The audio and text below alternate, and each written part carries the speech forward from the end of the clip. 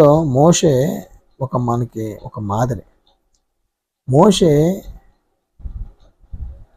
రాజకుమార్తె యొక్క కుమారుడుగా పెరిగినప్పటికీ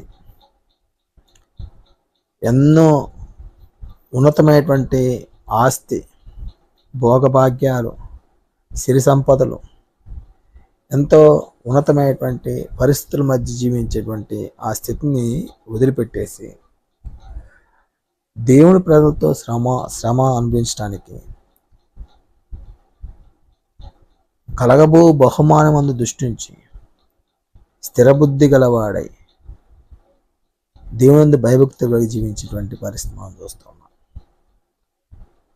ఒక ఉన్నతమైనటువంటి నాయకుడిగా ఇశ్రాయేల్ నడిపించిన వ్యక్తిగా మనం చూస్తూ ఉన్నాం.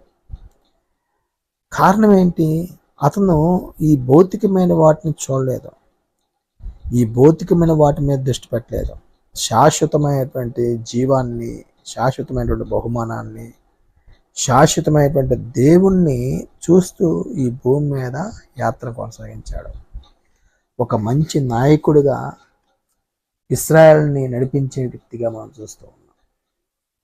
అంటే జీవితము అనేది దేవుని కుమారుడుగా బ్రతకటానికి ఎంత ఉన్నతమైందో, ఈ భూమి మీద ఒక వ్యక్తి క్రీస్తులో బ్రతకడం అనేది ఎంత ఉన్నతమైందో